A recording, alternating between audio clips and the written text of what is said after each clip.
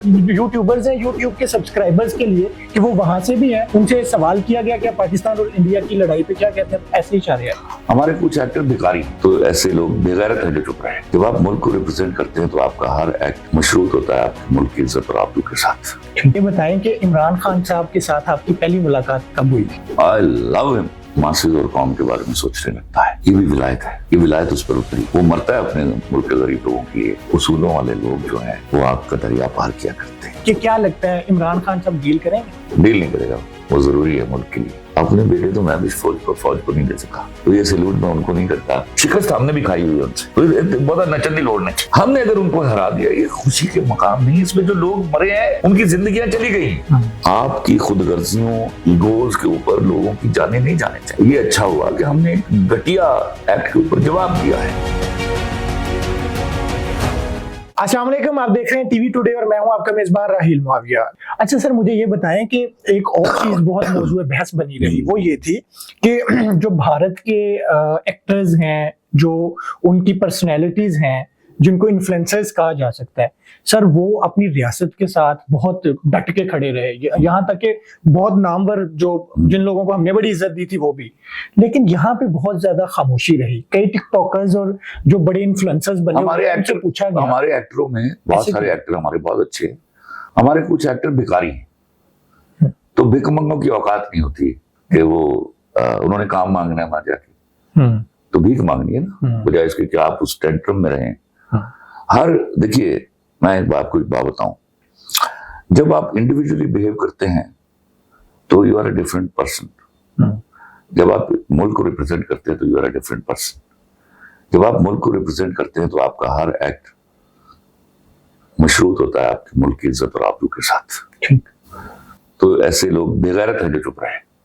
Sir, जिन्होंने काम मांगना है, आपने तो एक बड़ा म्यार रखा। यहाँ तो कुछ ऐसे लोग जो फॉलोअर्स के लिए जस्ट यूट्यूबर्स हैं, यूट्यूब के सब्सक्राइबर्स के लिए कि वो वहां से भी हैं, उनसे सवाल किया गया कि पाकिस्तान और इंडिया की लड़ाई पे क्या कहते हैं, ऐसे ही इशारे हैं।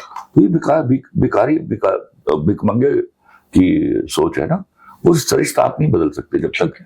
अभी हमारे यहाँ देखो, ये अच्छा एक वाकया हुआ कि पहली दफा आपके यहाँ शऊर आया है कि आप इंडिया से लड़कर जीत भी सकते, चाहे एक दिन की जंग हो।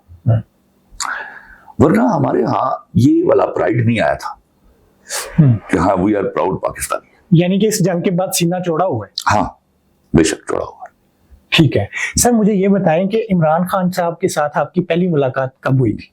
When he was prime minister. वो वज़ीर आज़म थे। हाँ। तो क्या डिस्कशन हुई, कैसे कुर्बत बढ़ी, कुर्बत कैसे बढ़ी और आज तक कुर्बत तो I love him. Okay sir, एक सवाल करना है जिसके लिए मैं ये ग्राउंड बना रहा था। मुझे ये बताएं कि आपको लगता था कि इस तरह से ऐशो इशरत के साथ जिंदगी गुजारने वाला इमरान खान जेल के अंदर जाएगा तो इतनी जो है वो दुश्वार गुजार जिंदगी गुजार सकता है, आपको लगता था? देखो, एक बात मैं तुम्हें बताऊं, जिंदगी में एक बात याद रखो, ये ख्वाहिश सबकी होती है कि मैं ऐशो इशरत से जिंदगी गुजार लूं। फिर एक वक्त आता है, ये भी इनाम होता है परवरदिगार का, कि वो अपने आप को हलाला करके मासिस और कौम के बारे में सोचने लगता है। ये भी विलायत है, ये विलायत उस पर उतरी है। आप समझते हैं इमरान खान पे विलायत उतरी है? हाँ, मैं उसको जानता हूँ। वो मरता है अपने मुल्क के गरीब लोगों के लिए। आप वो बहुत बड़ी मीटिंग चल रही हो, बड़ा डेलीगेशन आया, उसको आगे कान में कह दीजिए कि मेरे I have a plan for poor people of Pakistan. उठ के आ जाएगा आपके पास। Listen to it. लोग गलत समझते हैं, वो सुनता नहीं। और is a very good listener. ये जेल में अब तक रहने की आपके नजदीक क्या वजह? देखिए, वो उसूलों वाले लोग जो हैं वो आपका दरिया पार किया करते हैं। अभी मिसअंडरस्टैंडिंग्स हैं, मिसअंडरस्टैंडिंग दूर हो गई तो जो आज हुकूमत में वो जेल में होंगे।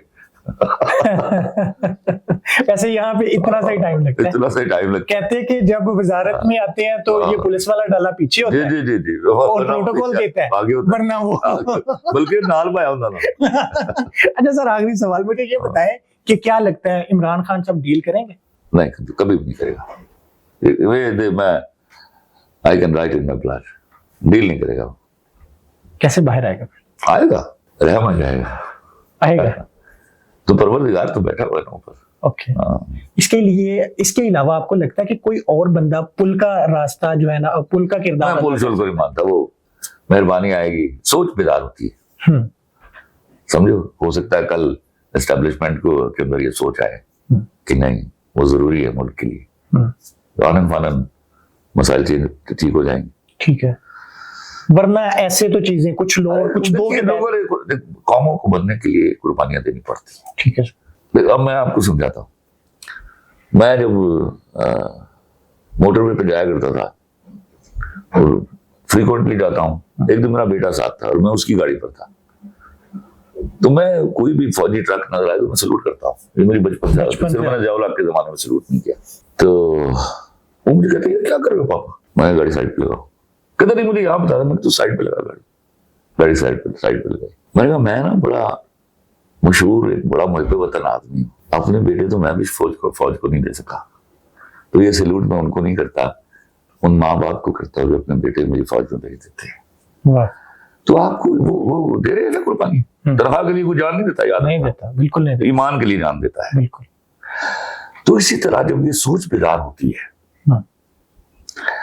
तो लोग अपनी ऐशो आराम त्याग कर इस रास्ते पर निकलते हैं कि हमने लोगों के लिए कुछ करना है, उनकी फलाह के लिए, उनकी आने वाली नस्लों की ऐशो इशरत के लिए, उनके लिए कुर्बानी देनी है।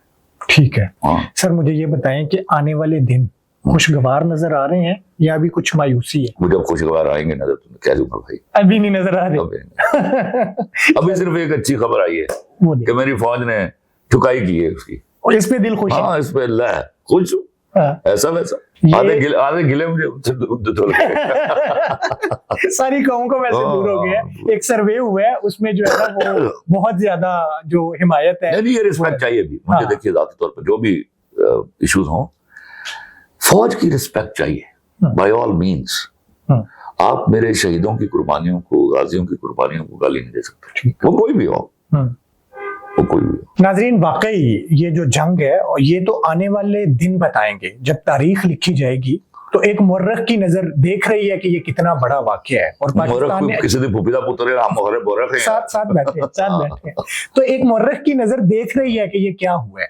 ये आने वाले दिन, आने वाली नस्लें जब इस जंग को लिखेंगी तो फिर लिखा जाएगा कि पाकिस्तान ने पूरी दुनिया के आगे पाकिस्तान का जो है ना वो सर फख्र से बुलंद किया था, नाम रोशन किया था, बल्कि दुनिया लेकिन बार बार साथ इसकी दुआ कीजिए, दो हमसायों में कभी जंग नहीं हो। दुनिया में जंग होनी नहीं चाहिए, क्योंकि गरीब आदमी दो जब जंग होती है ना तो दोनों तरफ के पॉलिटिशियन जीतते और हारते हैं, आवाम दोनों तरफ की हार जाती है।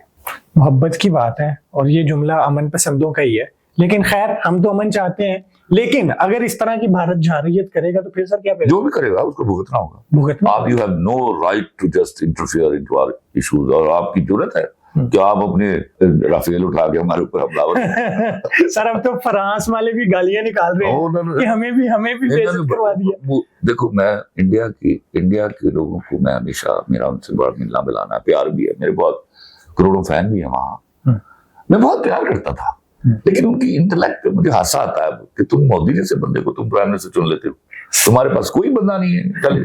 सर 2-3 चीजें एक्सपोज हुई हैं वहां की सियासत जब देखते हैं। मैं वो अल्लाह से दुआ कीजिए उनको भी गलती का इदराक।